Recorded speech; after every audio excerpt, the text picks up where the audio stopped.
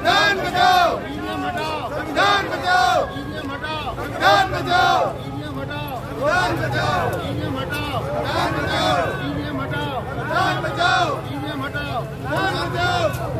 चुनाव आयोग होश में आओ, होश में आओ, होश में आओ, चुनाव आयोग होश में आओ, होश में आओ, होश में आओ, चुनाव आयोग ईवीएम हटाओ, ईवीएम हटाओ, संविधान बचाओ, ईवीएम हटाओ, संविधान बचाओ, ईवीएम हटाओ, संविधान बचाओ, ईवीएम हटाओ, संविधान बचाओ, ईवीएम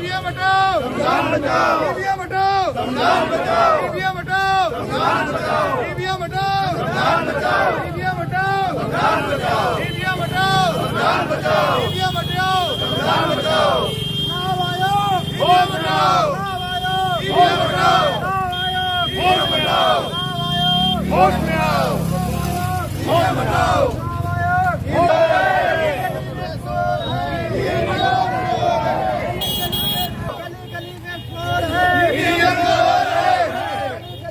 शोर है, ईवीएम शोर है, गली में शोर है, ईवीएम शोर है, गली में शोर है, ईवीएम शोर है, शोर है, ईवीएम शोर है, गली में शोर है, ईवीएम शोर है, गली में शोर है, ईवीएम शोर है, गली में शोर है, ईवीएम शोर है। संविधान बचाओ,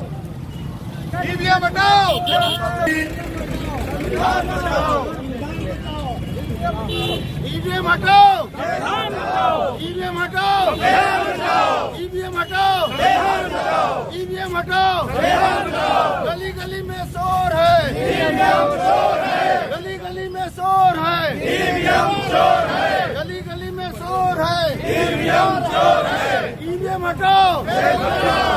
नमस्कार, जय भीम, जय संविधान। साथियों, आज कलेक्टर परिसर में तमाम ऐसे लोग जो भारत के लोकतंत्र को मानने वाले हैं और ऐसी व्यवस्था जो ईवीएम के खिलाफ, तमाम ऐसे लोग हैं जो ईवीएम को लोकतंत्र के लिए हानिकारक मानने वाले लोग आज हरदोई के कलेक्टर परिसर में जिलाधिकारी के माध्यम से महामहिम राष्ट्रपति को ज्ञापन देने आए हुए हैं। और हमारे साथ तमाम ऐसे जो नेतृत्व करने वाले सामाजिक कार्यकर्ता और राजनीतिक कार्यकर्ता मौजूद, उनसे बात करें कि आप जो ईवीएम के खिलाफ आज का सांकेतिक जो धरना है वो आप क्या करेंगे और ये जो आपका ज्ञापन है किसको संबोधित करेंगे। बहुत बहुत धन्यवाद सर आपका हमारे साथ जुड़ने के लिए, बात करने के लिए। बहुत बहुत धन्यवाद। आज हम लोग माननीय जिलाधिकारी के माध्यम से महामहिम राष्ट्रपति जी को ज्ञापन देने आए हैं। हम लोगों का सबका मानना है, बल्कि जनमानस में भावना है कि ईवीएम के माध्यम से चुनाव में हेराफेरी हो रही है। और जो चुनाव आयोग बना था संविधान के आर्टिकल 324 के तहत बना था, जिसमें चुनाव आयोग की जिम्मेदारी थी कि प्रत्येक नागरिक को अपना वोट डालने का अधिकार हो और उसको ये जानने का अधिकार हो कि हमारा वोट कैसे पड़ रहा, किसको जा रहा, उसके पक्ष में गिनती हो रही है कि नहीं हो रही है। आज ईवीएम इन सब बातों पे खरी नहीं उतर रही है। हम ईवीएम में वोट डालते हैं, केवल एक लाल बत्ती जलती है, इसके अलावा मुझे नहीं पता चलता कि हमारा वोट कहाँ जा रहा है, किसके पक्ष में गया।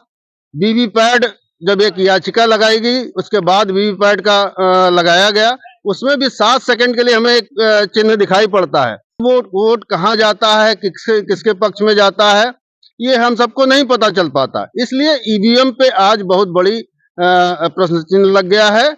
और हम सब यही मांग करने आए हैं कि अगर इस देश के लोकतंत्र को बचाना, संविधान को बचाना है, तो हमें ईवीएम हटा के और फिर से पुरानी प्रणाली जो कि बैलेट पेपर था उस पे हमें आना पड़ेगा। और इसके अतिरिक्त ये भी है कि जिन देशों ने ईवीएम का इजाद किया था, ईवीएम लाए थे, चाहे जर्मनी हो, चाहे फ्रांस हो, चाहे अमेरिका हो, चाहे जापान हो, उन सारे देशों ने आज ईवीएम को हटा दिया और ये मानते हुए कि ईवीएम के माध्यम से हेराफेरी हो सकती है। उसमें चिप का भी प्रावधान है, चिप के माध्यम से हैकिंग और तमाम कुछ हो सकता है। उन सारे देशों ने ईवीएम हटा के पुनः जो है बैलेट पेपर पे आए हैं।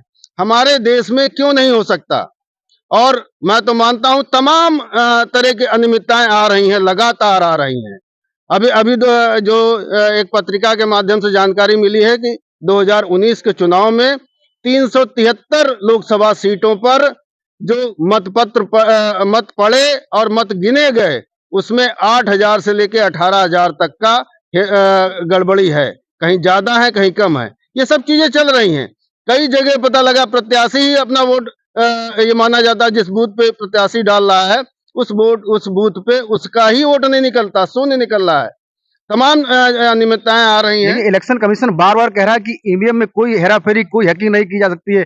कई बार ये इलेक्शन कमीशन ने कहा, इसके बारे में आप क्या कहेंगे? कुछ और बता देगा अपने को, हम तो जनमानस में अब ये व्याप्त है कि ईवीएम के माध्यम से हेराफेरी हो रही है।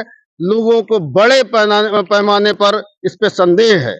ईवीएम चुनाव आयोग की जिम्मेदारी है कि इस संदेह को दूर करने के लिए केवल हटा दे, ईवीएम को हटा दे और बैलेट पेपर से चुनाव कराए। ये कांग्रेस पार्टी ने बाकायदा हलफनामा दाखिल किया है कि ईवीएम से कोई हेराफेरी नहीं की जा सकती। कांग्रेस पार्टी के बहुत से लोग जो है इस समय कह रहे हैं, बहुत से लोग कह रहे हैं कि हेराफेरी हुई। अभी जो विगत चुनाव हुए हैं 2023 नवंबर दिसंबर, उसमें हेराफेरी हुई है। मैं ये सब नहीं कहता। मैं कहता हूं कि इस देश के जनमानस को अगर संदेह है, किसी प्रक्रिया पे संदेह है, तो क्यों चुनाव आयोग और सरकार इस पे अडिग है? क्यों नहीं उनके संदेह को दूर करने के लिए बैलेट पेपर से चुनाव करा रही है? क्या उसमें दिक्कत है? जो बड़े बड़े देश जिन्होंने इस ईवीएम को बनाया था, वो देश जो पुनः उस पे बैलेट पेपर पे आ गए हैं, तो हमारा देश क्यों नहीं आ सकता?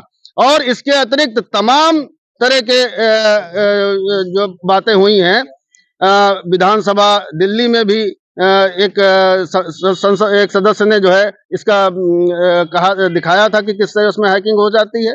अभी जो है दिल्ली में जो हमारे तमाम अधिवक्ता साथी जो है प्रदर्शन कर रहे हैं, उन्होंने कहा है कि 50 ईवीएम हमें दे दीजिए, मैं बगैर छुए उसमें हैकिंग करा दूंगा।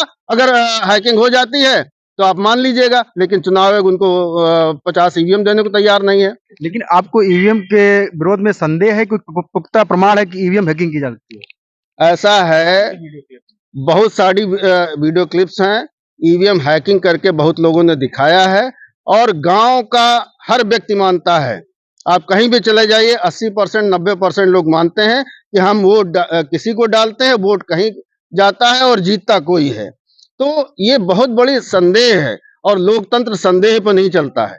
लोकतंत्र में जनता से सरकार बनती है, तो जनता को अधिकार है कि उसको पता चले कि उसका वोट प्रॉपर गया कि नहीं गया। अगर संदेह है तो उसको दूर करने में क्या परेशानी है?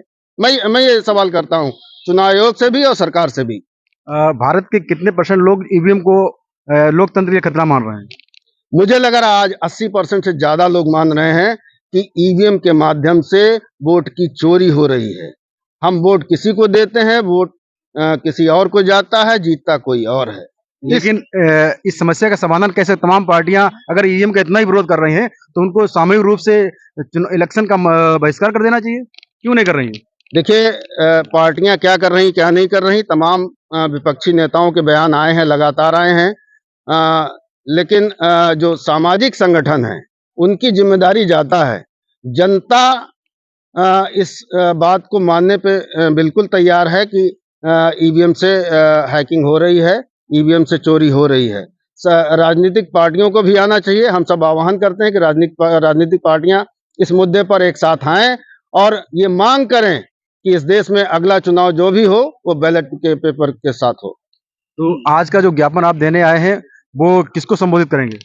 ये महामहिम राष्ट्रपति जी को संबोधित है, जिलाधिकारी जी के माध्यम से। और ये कार्यक्रम जो है देश में हर जनपद स्तर पर हो रहा है और बड़े बड़े महानगरों में बड़े बड़े आंदोलन इस बात पे हो रहे हैं। इसलिए मुझे लगता है कि हम लोग जिस तरह से ये लड़ाई लड़ रहे हैं, बहुत ही जल्द जो है चुनाव आयोग को हम सबकी बातें माननी पड़ेंगी और अगला चुनाव उन्हें ईवीएम को हटाकर और बैलेट पेपर से करना पड़ेगा।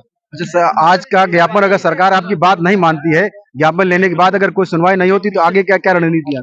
ये रणनीति यही है कि हम लोग सड़क पर उतरेंगे। आंदोलन ही एकमात्र रास्ता है और आंदोलन के माध्यम से ही बड़े बड़े तानाशाहों को भी झुकाया गया है। तो ये कोई बड़ी बात नहीं है। आंदोलन के माध्यम से जनभावनाएं अगर होंगी तो यहाँ के सरकारों को और यहाँ के चुनाव आयोग को भी सबको जो है इस पे कार्रवाई करनी पड़ेगी। क्या कोई अधिकारी आपकी ज्ञापन यहाँ लेने आएगा कि आप जाएंगे देने के लिए? माननीय सिटी मजिस्ट्रेट साहब से बात हुई है, वो भी आ रहे हैं, कहीं शायद व्यस्त है। क्या आ जाइए, कहाँ गई? अब आ जाइए, अब आ जाइए।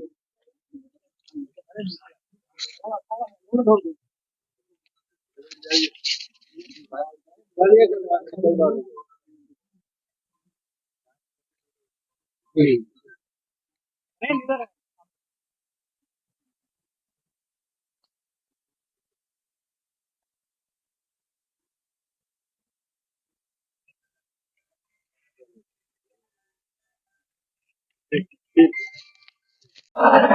गली में शोर है, गली गली में शोर है। ईवीएम हटाओ, ईवीएम हटाओ, ईवीएम हटाओ, ईवीएम हटाओ।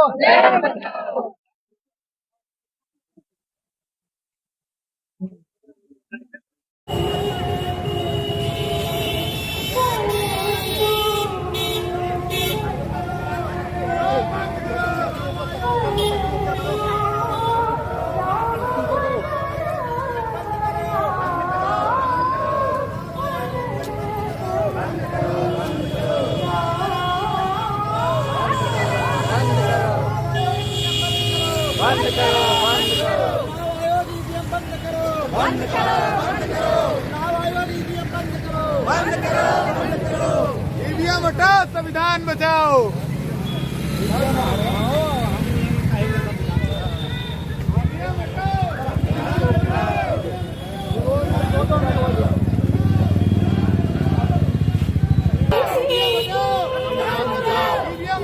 संविधान बचाओ, ईवीएम हटाओ, ईवीएम हटाओ, ईवीएम हटाओ, ईवीएम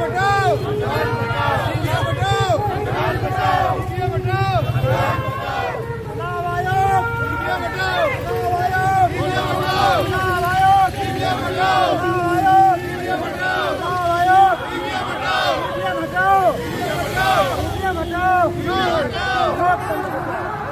ईवीएम हटाओ, लोकतंत्र बचाओ, ईवीएम हटाओ, लोकतंत्र बचाओ, ईवीएम हटाओ, लोकतंत्र बचाओ, चुनाव आयोग, ईवीएम हटाओ, चुनाव आयोग, ईवीएम हटाओ, चुनाव आयोग, ईवीएम हटाओ।